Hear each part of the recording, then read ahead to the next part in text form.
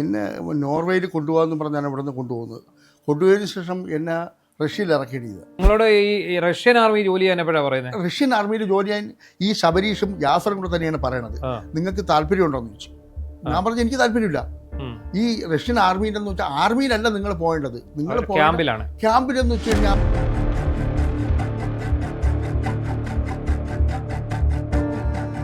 അപ്പോൾ ആദ്യമൊക്കെ നല്ല രീതിയിലാണ് ഇടപെടക്കം. പക്ഷെ ഞങ്ങളെ പൈസ പുള്ളിയുടെ കയ്യിലായതിനു ശേഷം പുള്ളിയുടെ സ്വഭാവം മൊത്തത്തിൽ നിന്ന് മാറും. പിന്നെ വിളിച്ചു കഴിഞ്ഞാൽ ചീത്തയെ വിളിക്കും. ഈ റഷ്യയുടെ കാര്യങ്ങൾ എല്ലാവരും പറയുമ്പോൾ നമുക്കൊരു പേടിയുണ്ട്. അപ്പം പറ്റില്ല എന്ന് പറഞ്ഞാൽ പുള്ളി പറയണമെന്ന് വെച്ച് കഴിഞ്ഞാൽ നിങ്ങൾ ഈ തന്ന പൈസകളെല്ലാം എന്നാണ് പറഞ്ഞത്. നിങ്ങൾ തന്ന പൈസ മുഴുവൻ പോവും. അപ്പോൾ അല്ലെങ്കിൽ റഷ്യക്ക് പൊക്കോണം. ഇത് എല്ലാം അടിയണത് ഒരു പാകിസ്ഥാനിയുടെ കീഴിലാണ്, യോഗി എന്ന് പറഞ്ഞാൽ. അപ്പോൾ അവൻ റഷ്യൻ പാസ്പോർട്ട് ഉണ്ടാവും. അപ്പോൾ അവൻ്റെ അടുത്താണ് ഞങ്ങളെ പിന്നെ കൊണ്ടുവന്നത്. അവൻ്റെ കെയർ ഓഫിലാണ് ഇത് മൊത്തം ചെയ്യുന്നത്. അതായത് ഇങ്ങനെ ഒരു വിസ അടിച്ചിട്ടുണ്ടെങ്കിൽ ആ കമ്പനിയായിട്ട് ബന്ധങ്ങളില്ല. അവൻ എവിടെയാണ് കമ്പനിയുടെ പേരിൽ ഇവർ വ്യാജ വിസ അടിച്ചിരിക്കുന്നത്. അപ്പം ഞാൻ അതിനകത്ത് കയറിയതിന് ശേഷം ആദ്യം പ്രശ്നങ്ങളൊന്നുമില്ല, എല്ലാം ഓക്കെ. ലഗേജ് ഇത് നമ്മളെ കയ്യിരുന്ന ഇതിട്ട് കയ്യിൽ കൊണ്ടുപോകാനുള്ളേ ഉള്ളൂ. അപ്പം ഇതിട്ട് അകത്ത് കയറിയിട്ട് ബയോമെട്രിക് കഴിഞ്ഞാൽ മാത്രമേ നമുക്ക് ഒരു ഡോറ് തുറന്നു പോകുമല്ലോ. അവിടെ ചെന്നപ്പോഴാണ് ഈ പ്രശ്നം മൊത്തം ഉണ്ടായത്. നമ്മൾ ബയോമെട്രിക് ഇല്ല. അവിടെ ചെന്നതിന് ശേഷം നിങ്ങൾ എങ്ങനെ ഔട്ടായെന്ന് ചോദിച്ചു. എങ്ങനെയായിരുന്നു ഔട്ടായത്? എന്നെ ആദ്യം പോലീസുകാർ കൊണ്ടുപോയി. പോലീസ് വന്നു, പിന്നെ ഒരു പട്ടാളത്തിൽ 2 പേര് വന്നു. ഒരു കസേരയിട്ട് ഇങ്ങനെ സെൻറ്ററിൽ ഇരുത്തിയിട്ട് അവർ 4 പേര് 2 സൈഡിലായിട്ട് ഇരുന്നിട്ട് എന്നെ ചോദ്യം ചെയ്ത് ഇതെങ്ങനെ അടിച്ചെന്ന് ചോദിച്ചു. ഞാൻ പറഞ്ഞു എനിക്കറിയില്ല, എൻ്റെ ഏജൻറ്റ് ചീറ്റ് ചെയ്യാതിരിക്കാം, എനിക്ക് ശരിക്കും അറിയില്ല. അത്രയും ആൾക്കാർ ഒരു 100 പേരോളം കയറാൻ നിൽക്കേണ്ട ഏറ്റവും ഫ്രണ്ടിൽ കൊണ്ടാക്കി. എന്നിട്ട് പാസ്പോർട്ട് ഇതിൻ്റെ അടുത്ത് കയറിപ്പോക്കും. അപ്പോൾ ഈ ബ്ലാക്ക് സീൽ അടിച്ചാണ് നിന്നില്ല പാസ്പോർട്ട്, ബ്ലാക്ക് ലിസ്റ്റാണ് ചെയ്തേക്കുന്നത്. എന്നിട്ട് എന്നെ ശബരീഷൻ്റെ അടുത്ത് ഭീഷണിപ്പെടുത്തുന്നുണ്ട്. എൻ്റെ സാമ്പത്തികം നിനക്കറിയാം, 80 പേര് കൂടുതലും ഞാൻ കൊണ്ടുപോയിട്ടുണ്ട് പല രാജ്യത്തായിട്ട് എന്നാണ് പുള്ളി പറയുന്നത്. പുള്ളിക്കൊന്നും ഞാൻ പേടിയില്ല. പുള്ളിയെ വെച്ചാൽ കട്ടയ്ക്ക് എന്ന് വെച്ചാൽ നിനക്ക് ചെയ്യാൻ പറ്റുമെങ്കിൽ നീ ചെയ്യും എന്നുള്ള രീതിയിലുള്ള സംസാരം. നിങ്ങൾക്കൊക്കെ ഭ്രാന്തായിരിക്കും, നിങ്ങൾ എന്ത് വേണോ ചെയ്തോ, ഞാൻ ആരാണെന്ന് നിങ്ങൾക്ക് ശരിക്കറിയില്ല, ഞാൻ ടിമി ടോമിൻ്റെ മോനെ പിടിച്ച് എനിക്കറിയാവുന്നു, അങ്ങനെയൊക്കെയുള്ള കുറേ കാര്യങ്ങൾ പറഞ്ഞു. നമസ്കാരം. നോർവേയിൽ വെയർഹൗസിലേക്ക് ജോലി വാഗ്ദാനം ചെയ്ത് റഷ്യയിലെത്തിച്ച് അവിടുത്തെ കൂലിപ്പട്ടാളത്തിൽ ചേർക്കാൻ ശ്രമിച്ച ഒരു പറ്റം മലയാളി യുവാക്കളുടെ കഥയാണ് പറയാൻ പോകുന്നത്. അത്തരത്തിൽ പോയി ഇന്ത്യയിൽ നിന്ന് തന്നെ നിരവധി ആൾക്കാരെയാണ് ഇങ്ങനെ കൊണ്ടുപോയിരിക്കുന്നത്. ഇതിന് പിന്നിലൊരു വലിയ പ്രബലമായ ഒരു തട്ടിപ്പ് സംഘം തന്നെ ഉള്ളതായി സംശയിക്കുന്നു. അങ്ങനെ റഷ്യയിൽ എത്തിച്ചേരുകയും അവിടെ നിന്ന് കഷ്ടിച്ച് രക്ഷപ്പെട്ട് നാട്ടിലേക്ക് മടങ്ങിപ്പോരുകയും ചെയ്ത തിരുവനന്തപുരം സ്വദേശിയായ രജീഷ് കുമാറാണ് ഇന്ന് നമ്മളോടൊപ്പം ഉള്ളത്. അദ്ദേഹം റഷ്യയിൽ 52 ദിവസമാണ് ഒരു മുറിയിൽ, അടച്ചിട്ട മുറിയിൽ കഴിയേണ്ടി വന്ന് ഒരു വിധത്തിൽ അവിടെ നിന്ന് രക്ഷപ്പെട്ട് അദ്ദേഹം എയർപോർട്ടിലെത്തി നാട്ടിലേക്ക് തിരിച്ചു പോരുകയായിരുന്നു. അവിടെ ഉണ്ടായ ഒരു ദുരിതവും അതിലെല്ലാം ഉപരി ഏതാണ്ട് 6.25 ലക്ഷത്തോളം രൂപ അദ്ദേഹത്തിൻ്റെ നഷ്ടമായിട്ടുണ്ട്. അത് മലയാളികളായിട്ടുള്ള ട്രാവൽ ഏജൻറ്റുമാരാണ്. അവരാണ് നോർവേയിൽ ജോലി വാഗ്ദാനം ചെയ്യുകയും നോർവേയിലേക്കെന്ന് പറഞ്ഞ് റഷ്യയിൽ കൊണ്ടിറക്കുകയും നോർവേയിൽ വിസ അടിക്കുന്നതിനും വരെ ഇവിടെ കഴിയണമെന്ന് പറയുകയും ഏറ്റവും അവസാനം റഷ്യയിലെ കൂലിപ്പട്ടാളത്തിൽ ചേർന്നാൽ മതി 50 ലക്ഷം രൂപ നൽകുകയും ചെയ്തു എന്നാണ് ഈ രജീഷ് പറയുന്നത്. എന്താണെങ്കിലും വളരെ വലിയ ഞെട്ടിക്കുന്ന സംഭവ വികാസങ്ങളാണ് നടക്കുന്നത്. നിരവധി ആൾക്കാരെ ഇന്ത്യയിൽ പല സംസ്ഥാനങ്ങളിൽ നിന്നായിട്ട് ഇവർ റിക്രൂട്ട് ചെയ്തതായിട്ടാണ് അറിയുന്നത്. ഇങ്ങനെ മലയാളികൾ നിരവധി പേര് അവിടെ റഷ്യയിൽ കുടുങ്ങിയിട്ടുണ്ട്. റഷ്യൻ കൂലിപ്പട്ടാളത്തിൽ അത് പട്ടാളക്കാരായിട്ടല്ല, മിക്ക ആൾക്കാരെയും അവരുടെ ക്യാമ്പിലേക്കാണ് നിയോഗിക്കാറുള്ളത്. ഇന്നിപ്പോൾ ഈ രതീഷ് നമുക്കൊപ്പം ഉണ്ട്. എങ്ങനെയായിരുന്നു നിങ്ങൾ ഇവരെ തട്ടിപ്പിൽ ചെന്ന് പെടുന്നത്? എന്നെ നോർവേയിൽ കൊണ്ടുപോകാമെന്ന് പറഞ്ഞാണ് ഇവിടെ നിന്ന് കൊണ്ടുപോകുന്നത്. കൊണ്ടുപോയതിന് ശേഷം എന്നെ റഷ്യയിൽ ഇറക്കിയത്. റഷ്യ ഇറക്കിയതിന് ശേഷം അവർ പറയണമെന്ന് വെച്ച് കഴിഞ്ഞാൽ നിങ്ങൾ ഈ റൂമിലിരുന്നു. ആദ്യം കൊണ്ടുപോയി 2 ദിവസത്തേക്ക് ഒരു ഹോട്ടലായിരുന്നു. അപ്പോൾ ആദ്യത്തെ ദിവസം കഴിഞ്ഞപ്പോൾ തന്നെ ഞങ്ങൾ അവിടുത്തെ 2800 അവിടുത്തെ റൂബിൾ കൊടുത്താണ് ഞങ്ങൾ ഇവർ പറഞ്ഞ ലൊക്കേഷൻ എത്തിയത് അവിടെ വന്നത്. അവിടെ വന്നതിന് ശേഷം ഒരു റൂമാണ്. ഒരു റൂമെന്ന് പറഞ്ഞാൽ ഒരു 28 പേരോളം കിടക്കുന്ന 2 റൂം, ഒരു ബാത്റൂം, ഒരു കിച്ചൺ, അങ്ങനെയുള്ളവരടുത്ത് ഇങ്ങനെ കിടക്കുകയാണ്. എല്ലാവരും ആണുങ്ങളും പെണ്ണുങ്ങളും എല്ലാവരും ഒന്നിച്ചാണ് ഇങ്ങനെ കിടക്കുന്ന ഒരു സ്ഥലം. അവിടെ കൊണ്ടിട്ട് ഭക്ഷണത്തിനെന്ന് പറഞ്ഞാൽ വളരെ ബുദ്ധിമുട്ടാണ്. റൂമൊന്നും പിന്നെ ഇറക്കില്ല. ഈ അവിടുത്തെ കാലാവസ്ഥ ഭയങ്കര തണുപ്പാണ്. തണുപ്പാണ്. അതും രാത്രി ഒരു 10 മണി കഴിഞ്ഞപ്പോൾ 10 മണി കഴിഞ്ഞ് മാത്രമേ നേരെ ഇരുട്ടുള്ളൂ ശരിക്ക്. അത് കഴിഞ്ഞിട്ട് പിന്നെ ഒരു 3 മണിയാകുമ്പോൾ നേരം അങ്ങ് വെട്ടം വെച്ച് വരികയും ചെയ്യും. ഈ ഇരുളം വളരെ കുറവാണ്. ഓക്കെ. ഇത് എവിടെ, ഏത് സ്ഥലത്തായിരുന്നു നിങ്ങൾ റഷ്യയിൽ എവിടെയാണ് കൊണ്ടുപോയത്? എന്നെ കൊണ്ടുപോയത് റഷ്യയിൽ തന്നെയാണ്. റഷ്യയിൽ എയർപോർട്ടിൽ നിന്നൊരു 15-16 കിലോമീറ്ററേ ഉള്ളൂ. മോസ്കോയിലാണ്? മോസ്കോയിൽ തന്നെയാണ്. മോസ്കോയിൽ തന്നെയാണ് 16 കിലോമീറ്ററൊക്കെ വരുള്ളൂ. ആദ്യം അവിടെ കൊണ്ടുപോയി. അതിനുശേഷം പിന്നെ 40 കിലോമീറ്റർ ശേഷമാണ് പിന്നെ വീണ്ടും കൊണ്ടുപോയി ഇവിടെ ഇടുന്നത് മോസ്കോയിൽ. ഏറ്റവും അവസാനം അതായത് 14 നിലയുള്ള ഒരു ബിൽഡിങ്, അതിൽ 8ാമത്തെ നിലയാണ് നമ്മൾ. അവിടെ ഈ ഫുഡൊക്കെ നമ്മൾ തന്നെ പാചകം ചെയ്ത് കഴിച്ചു. അപ്പം നിങ്ങൾ എത്ര പേരുണ്ടായി ഒരു റൂമിൽ? എത്ര പേരായിരുന്നു? ഒരു റൂമിൽ 28 പേരുണ്ട്. മൊത്തത്തിൽ ടോട്ടലി 28 പേരുണ്ട്. അവർക്ക് എങ്ങനെ വേണോ കിടക്കാം. തറയിൽ ഇങ്ങനെ വെറും തറയിൽ പായില്ല, വെറും ബെഡ്ഷീറ്റ് വിരിച്ചിട്ട് അതിൽ വേറെ ഒന്നും കമ്പിളി അങ്ങനെ കാര്യങ്ങളൊന്നുമില്ല. അങ്ങനെ കിടക്കാൻ നിരന്ന് കിടക്കണം. ഓക്കെ. അതിപ്പം എങ്ങനെ വേണോ കിടന്നു പോകാം, അത്രേ ഉള്ളൂ. ഈ നിങ്ങൾക്ക് വെളിയിൽ ഇറങ്ങാൻ പറ്റില്ല. അതിന് സെക്യൂരിറ്റി ഉണ്ട്. അവർ പറഞ്ഞാൽ മാത്രം, അതായത് ഈ ഏജന്റുമാർ വിളിച്ച് പറഞ്ഞാൽ മാത്രമേ വെളിയിറങ്ങാൻ പറ്റുള്ളൂ. അതായത് ചാവി ലോക്ക് ചെയ്താലും ഞാൻ ആ ലോക്കിൻ്റെ പണം ഇട്ടിട്ടുണ്ട്. അതിലൊരു വലിയ സെക്യൂരിറ്റി സിസ്റ്റമാണ്. അതൊന്നും നമുക്ക് ചെയ്യാൻ പറ്റില്ല. അവരത് എടുത്തു വയ്ക്കും. ഇത് നിങ്ങളെ അകത്തിട്ട് ഇത് പൂട്ടിയിരിക്കും. നിങ്ങളപ്പോൾ ഒരു കാരണവശാലും നിങ്ങൾ പുറത്തിറങ്ങാൻ പറ്റില്ല. ഓക്കെ. ഈ പുറത്തിറങ്ങിയാലുള്ള പ്രശ്നം എന്താണ്? പുറത്തിറങ്ങിക്കഴിഞ്ഞാൽ അവർ പറഞ്ഞ പോലീസ് ഓടിക്കുമെന്നാണ് പ്രത്യേകിച്ച് പറയുന്നത്. കാര്യം എന്ന് വെച്ചാൽ ഈ വിസിറ്റിംഗ് വിസക്കാരും ഈ ബിസിനസ് വിസക്കാരുമാണ് വരണ അവിടെ. അല്ലാതെ ഞാൻ നോക്കിയിട്ട് വേറെ ഒരാളിനെ കൊണ്ടുവന്നിട്ടില്ല. ഈ വരണവർ എങ്ങോട്ട് പോകണമെന്ന് പോലും നമുക്കറിയില്ല ശരിക്കും. അവിടെ അതിൽ നമ്മളെത്തി പ്രശ്നക്കാരാണ്. നമ്മൾ ഉടക്കി അവരെടുത്ത് സംസാരിച്ചു കഴിഞ്ഞാൽ ഞങ്ങളവർക്ക് ചെറിയ പേടിഞ്ഞ് വരും. അപ്പം ബാക്കിയുള്ള നമ്മളെ കൂടെ വന്നവരെ പോലെ ഒരു സ്വാധീനിക്കും. നിങ്ങൾക്ക് അവിടെ ജോലി ചെയ്യാം, ഇവിടെ ജോലി ചെയ്യാം. യഥാർത്ഥത്തിൽ ഈ ഒരു വിസ ഞാൻ സാറിനെ കാണിച്ചിട്ടില്ലേ, ആ ഒരു വിസ പ്രോപ്പർ അല്ല. എയർപോർട്ടിൽ വന്നതിന് ശേഷമാണ് എനിക്ക് ശരിക്കത് മനസ്സിലായത്. ഓക്കെ. ഇപ്പോൾ ഈ പറയുന്ന നോർവേ എന്ന് പറയുന്ന സ്ഥലത്തേക്ക് ജോലി വാഗ്ദാനം ചെയ്ത് നിങ്ങളെ ആദ്യം ആരാ ഇത് സമീപിച്ചത്? ശബരീഷ് സലീം. അയാൾ ട്രാവൽ ഏജന്റ് ആണോ? പുള്ളി എൻ്റെ നാട്ടുകാരനായ ഒരാളുണ്ട്. പുള്ളിയുമായിട്ട് ബന്ധപ്പെട്ട. നിങ്ങളുടെ നാട്? ഭരതന്നൂർ, തിരുവനന്തപുരം ജില്ലയിൽ ഭരതന്നൂരിലാണ്. ഓക്കെ. അപ്പോൾ ഈ ശബരീഷ് എന്ന് പറയുന്ന ആൾ കൊച്ചിയിലോ? ആലുവയിൽ. ഇയാളിലേക്ക് നിങ്ങളെ എത്തിക്കുന്നത് സുഹൃത്താണോ?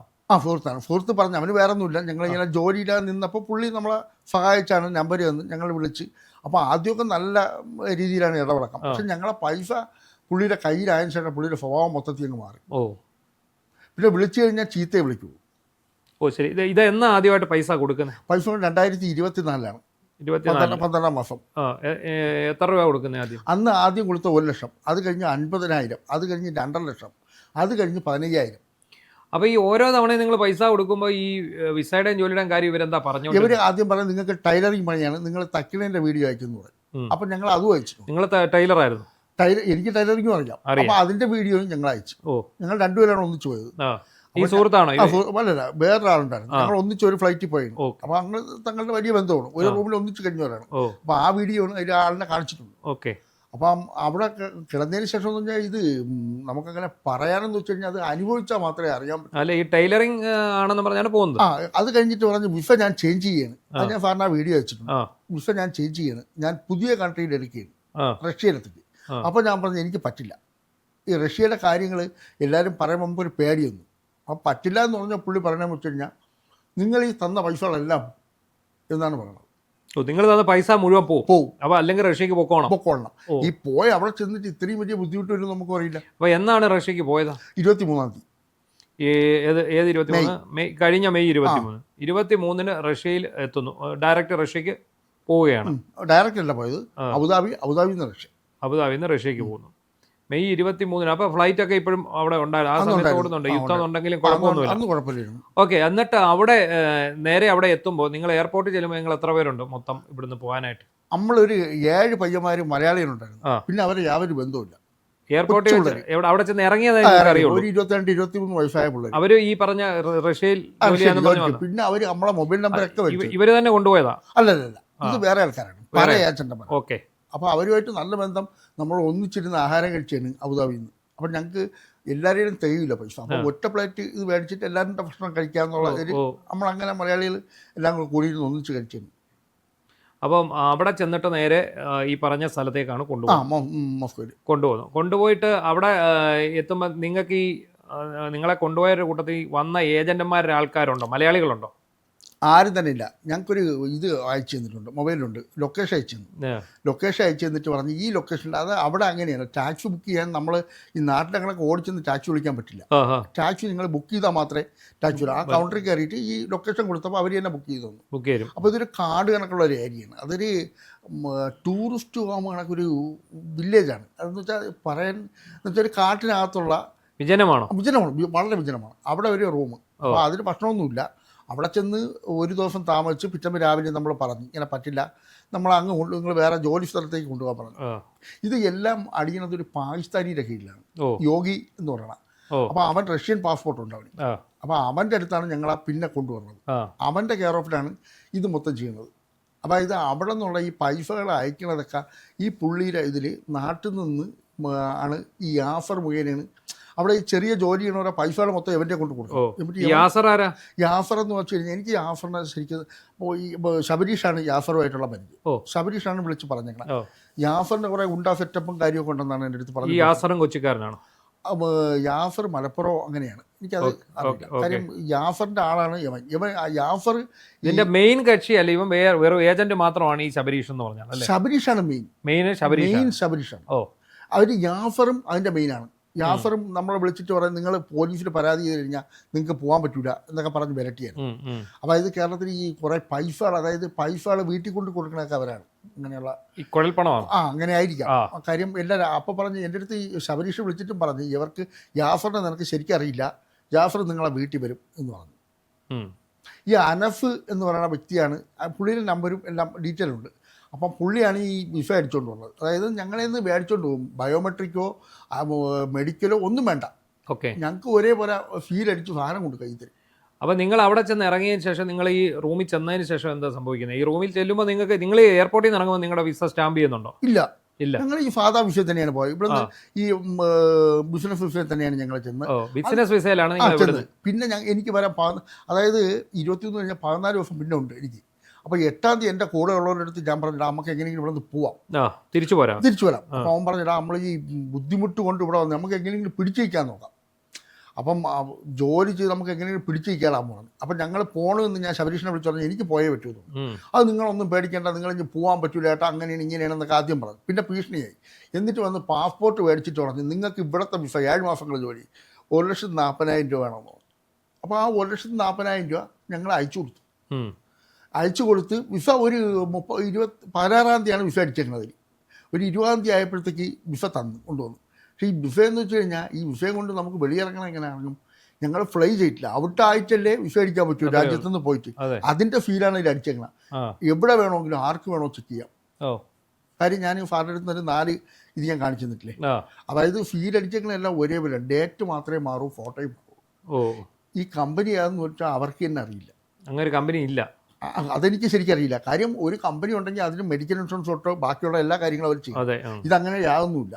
അതുമല്ല ഞങ്ങൾ വേറെ എവിടെയെങ്കിലും ഒരു ജോലിക്ക് പോകണമെന്നുണ്ടെങ്കിൽ 3 മെട്രോ കയറണം. ഞങ്ങൾ ഒരു മെട്രോയിൽ നിന്ന് ഇറങ്ങി ഒരു ലൊക്കേഷൻ തന്നു കഴിഞ്ഞാൽ 3 മെട്രോ ആയിരിക്കും ചിലപ്പോൾ നമ്മൾ പോണത്. നമ്മളെ നാട്ടിലെ കണക്കല്ല. അത് ഈ മെട്രോയിൽ കയറുമ്പോഴും പോലീസ്, ഇറങ്ങുമ്പോഴും പോലീസ്. ഇവരെ കണ്ണു വെട്ടിച്ച് നമ്മൾ എങ്ങനെയാണ് പോണത്? ജോലിക്ക് പോകണം എങ്ങനെയാണ്? ജോലിക്കും അങ്ങനെ പറ്റില്ല. കാര്യം എന്ന് വെച്ചാൽ ഇവർ പിടിച്ചു കഴിഞ്ഞാൽ ഇവർ പിന്നെ കൊണ്ടുപോകും ജയിലിൽ കൊണ്ടുപോയി കഴിഞ്ഞാൽ 6 മാസം 7 മാസം വെളിയായിട്ട് യാതൊരു ബന്ധമില്ല. അപ്പോൾ അങ്ങനെ നമ്മൾ ഈ കള്ളത്തരത്തിന് പോയിട്ട് ഒരു കാര്യമില്ല. നേരിട്ട് നമ്മൾ ഇത്രയും പൈസയും കൊടുത്ത് പോകുമ്പോൾ നേരായിട്ട് അതിൻ്റെ രീതിയിൽ പോകേണ്ടത്. അങ്ങനെ അവിടെ ചെന്നു. പിന്നെ നിങ്ങളെ നോർവേക്ക് കൊണ്ടുപോകാമെന്ന് പറയുന്നുണ്ട്. വീണ്ടും നിങ്ങൾ ഇതിൽ 7 മാസം നിന്ന് നിങ്ങളെ കടങ്ങൾ തീർത്തതിന് ശേഷം നിങ്ങളോട് ഈ റഷ്യൻ ആർമി ജോലി ചെയ്യാൻ എപ്പോഴാണ് പറയുന്നത്? റഷ്യൻ ആർമിയിൽ ജോലി ചെയ്യാൻ ഈ ശബരീഷും യാസറും കൂടെ തന്നെയാണ് പറയണത്. നിങ്ങൾക്ക് താല്പര്യം ഉണ്ടോന്ന് ചോദിച്ചു. ഞാൻ പറഞ്ഞു എനിക്ക് താല്പര്യമില്ല.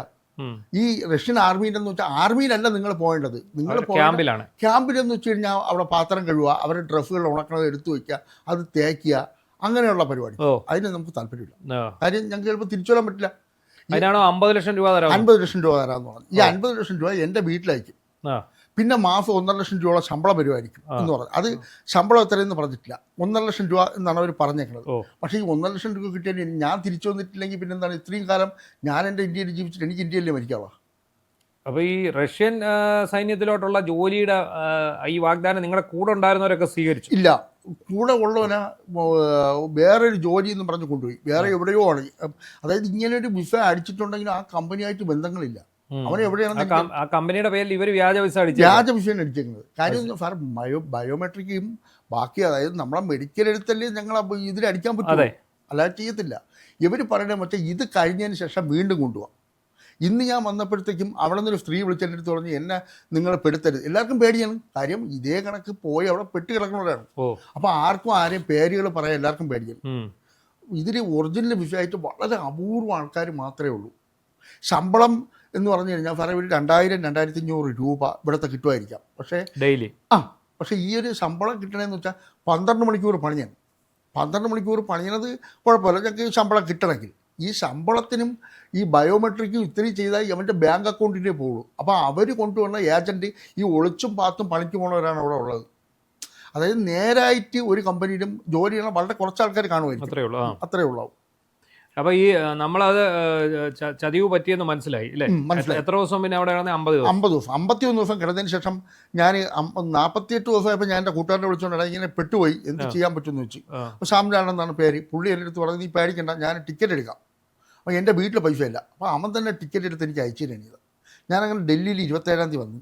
അല്ല, ഈ ടിക്കറ്റ് എടുത്ത് കഴിഞ്ഞാൽ അവിടെ നിന്ന് എങ്ങനെ ഇറങ്ങാൻ പാടില്ല. സെക്യൂരിറ്റിയുടെ അടുത്ത് കാര്യം പറഞ്ഞ് നമുക്ക് താഴെ ലിഫ്റ്റിൽ നമുക്ക് സാധനം കൊണ്ട് കളയാൻ പോകാൻ പറ്റും. അപ്പം ഞാൻ ഇറങ്ങി ടക്കനെ ഇറങ്ങി. എനിക്ക് ഭാഷ ശരിക്കും അറിയില്ലല്ലോ, നമുക്ക് ഭാഷ അറിയില്ല. ഈ ട്രാൻസ്ലേഷൻ്റെ ഇത് മാത്രമേ ഉള്ളൂ. ഗൂഗിൾ ട്രാൻസ്ലേറ്റർ വെച്ചാണ് വന്നേക്കണം. അപ്പം ഞാൻ താഴെ ഇറങ്ങിയിട്ട് അവിടെ നിന്ന് കുറച്ച് ദൂരം ഓടിയതിനു ശേഷം പാർക്കുകളാണ് എല്ലാ സ്ഥലങ്ങളിലും. അത് അവിടെ ചെന്ന് നോക്കുന്നവർക്ക് അറിയാം. നമ്മുടെ സാധനമൊക്കെ എടുത്തോണ്ടാണ് ഓടി. സാധനമില്ല സാറേ, ഒരു ചെറിയ കവറിൽ സാധനം എടുക്കാൻ തിരിക്കുന്നു. നമ്മളിവിടുന്ന് പോകുമ്പോ സാധനമൊന്നും ഇല്ലാതാണോ? സാധനമുണ്ട്, അത് എടുത്തോണ്ട് വരാൻ പറ്റുമല്ലോ. ഇല്ല, പെട്ടിയെല്ലാം. എനിക്ക് ആകെ ഈ ഒരു ബ്ലാങ്കറ്റ് ഇടാൻ അവിടെ നിൽക്കാൻ പറ്റും. അപ്പൊ അതും എൻ്റെ ഒരു രണ്ട് ഡ്രസ്സും എടുത്ത് കയ്യിൽ വെച്ചാൽ എനിക്ക് ഇറങ്ങി വരാൻ പറ്റുമോ? ഞാൻ ഇറങ്ങി വന്ന് ഈ പാർക്കിൽ വന്നതിന് ശേഷം ഇവരുടെ അടുത്ത് ചോദിച്ചു. അപ്പൊ ആരും ടാക്സി ബുക്ക് ചെയ്തില്ല. അപ്പൊ എൻ്റെ പൈസ ഉണ്ട്, 2800 രൂപ റൂബിളുണ്ട്. അപ്പം ഞാൻ ഒരു സ്ത്രീ വന്നപ്പോൾ ഞാൻ അവരുടെ അടുത്ത് കാണിച്ചു. അവർ കുറേ നേരം എൻ്റെ മുഖത്ത് ഇരുന്ന് ഞാൻ നിങ്ങൾക്ക് ടാക്സി ബുക്ക് ചെയ്ത് തരാം, നിങ്ങളതിൽ ക്യാഷ് ഉണ്ടോ എന്ന് ചോദിച്ചു. അപ്പോൾ ഈ പൈസ ഉണ്ടെങ്കിൽ നമ്മൾ കാണിച്ചില്ലെങ്കിൽ ഈ ബുക്ക് ചെയ്യുന്ന ആളുടെ കയ്യിൽ നിന്ന് പൈസ പോകും. അപ്പോൾ അവർ ടാക്സി ബുക്ക് ചെയ്താണ് ഞാൻ നേരെ എയർപോർട്ടിൽ വന്നു. എയർപോർട്ടിൽ വന്നിട്ട് ഓടി അങ്ങ് എയർപോർട്ടിനകത്ത് കയറി. അപ്പോൾ പിന്നെ കൊണ്ട് സമയം ഒരുപാടുണ്ട്. 7 മണിക്ക് എനിക്ക് 10:30 ഫ്ലൈറ്റ്, 10 മണിക്കാണ് ഫ്ലൈറ്റ്. അപ്പോൾ ഫ്ലൈറ്റ് ഒന്ന് ഡിലേ ചെയ്തു. രാത്രി 3:45 ഫ്ലൈറ്റ്, ഡൽഹിക്കുള്ള ഫ്ലൈറ്റാണ്. ഡൽഹിക്കുള്ള ഫ്ലൈറ്റ്, ഒമാൻ എയർലൈൻസ്. അപ്പം ഞാൻ അതിനകത്ത് കയറിയതിന് ശേഷം ആദ്യം പ്രശ്നങ്ങളൊന്നുമില്ല, എല്ലാം ഓക്കെയാണ്. ലഗേജ് ഇട്ട് ഇത് നമ്മളെ കയ്യിരുന്ന ഇതിട്ട് കൈ കൊണ്ടുപോകാനുള്ളേ ഉള്ളൂ. അപ്പം ഇതിട്ട് അകത്ത് കയറിയിട്ട് ബയോമെട്രിക്ക് കഴിഞ്ഞാൽ മാത്രമേ നമുക്ക് ഒരു ഡോറ് തുറന്നു പോകുമല്ലോ. അവിടെ ചെന്നപ്പോഴാണ് ഈ പ്രശ്നം മൊത്തം ഉണ്ടായത്. നമ്മൾ ബയോമെട്രിക് ഇല്ല. അവിടെ ചെന്നതിന് ശേഷം നിങ്ങൾ എങ്ങനെ ഔട്ടായെന്ന് ചോദിച്ചു.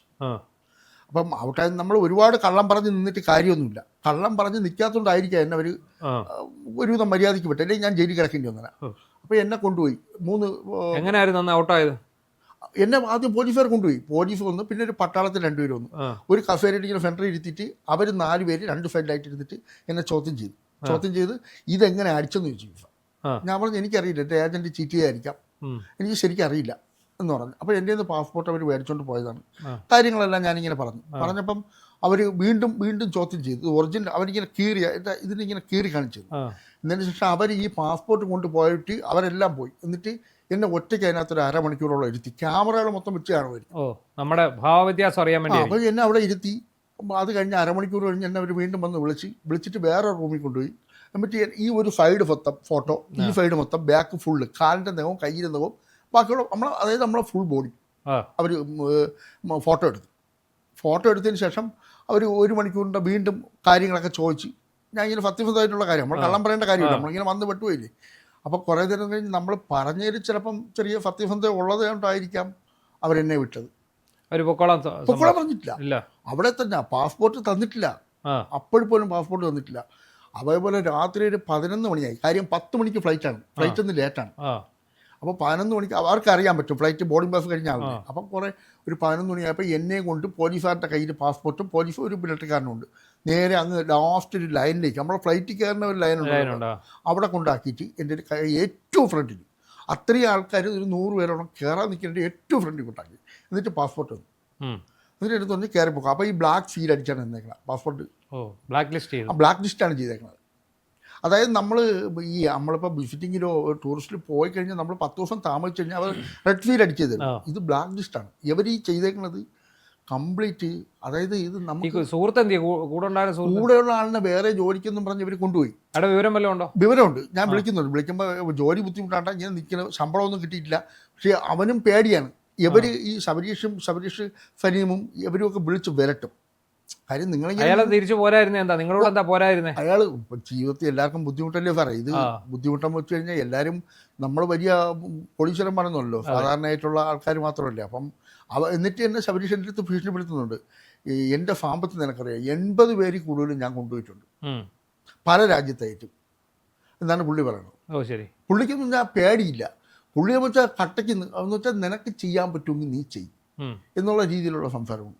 ഓ പിന്നെ ഇവിടെ വന്നതിന് ശേഷം ഇയാളെ വിളിച്ചോ? ഞാൻ വിളിച്ചിട്ട് ഞാൻ നാട്ടിൽ എത്തി.